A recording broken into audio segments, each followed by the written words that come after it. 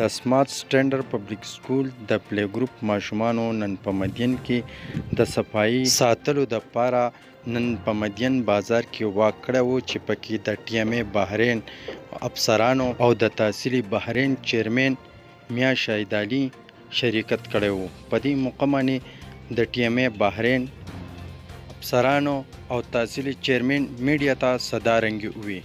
Do not to garbage underground and road. Throw in the dust. Garbage throw in the dustbin.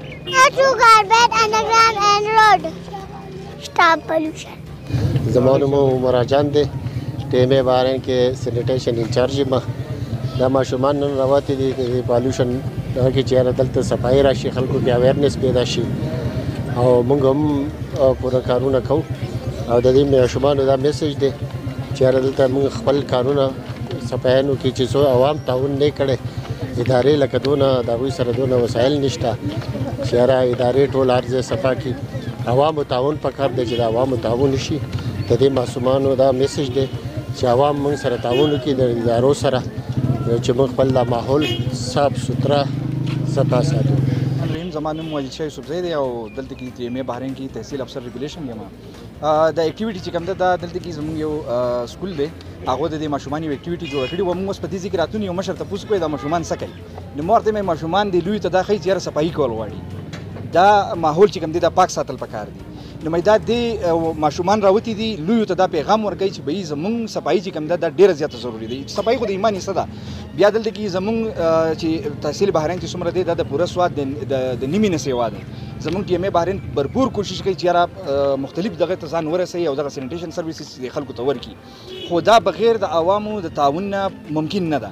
نو د دې اکټیویټي په ذریعه موږ د خلکو ته دا میسج ورکوو چې یاره تاسو د دې خپل ټي ام ای سره کوآپریشن وکړئ د دې ماحول په پاک ساتلو کې زموږ سره هیلپ وکړئ. دا ستاسو دپاره هم ښه ده او د دې ټولو خلکو دپاره ښه ده. مننه جي خوشحال.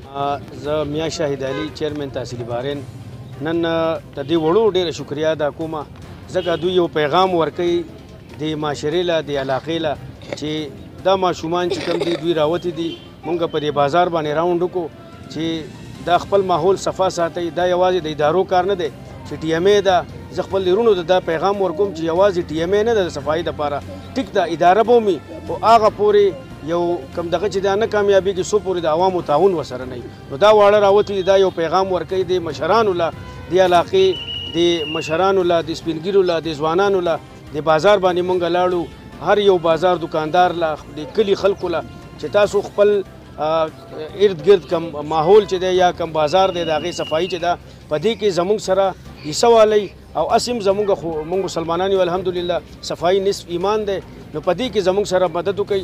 نو زه د دې وړو د جرأت ته سلام پیش کوم. بل د دوی د پرنسپل ته انصر علي میا چې کوم دی هغه یو کوشش کړلی د زموږ سره لګیا یو څو ورځو نه چې زه داسې یو د صفایي حوالې سره د ماشومانو کم پلی ګروپ ماشومان چې د هغوی یو ډرایو جوړوم چې په دې معاشره کې زمونږ په دغه کې په دې وطن کې چې کم دی چې دې دا واړه پیغام ورکړي دی لویو له چې راځئ چې کوم ځای کې ګند دی دغه د ټي ام ای به هم ستاسو سره مدد کوي خو چې تاسو هم چې ستاسو په دغه باندې چې کم کېږي د عوامو په تعاون باندې چې هغه هم تاسو په دې کې کردار ادا کوئ. نو زه د دې وړو د جرأت ته سلام پیش کوم د دې د پرنسپل د دغه ته حوصلې ته سلام پیش کوم او انشاءالله څنګه چې زما د وروڼو ووایي چې ټي ام ای بحرین چې کم ده نو زمونږ هغه په ډېر روزونو کې لګیا ده لکه د کورونو نه ګن هغه راټولوي ډور ټو ډور کمپین چې دی هغه کوي لګیا دی.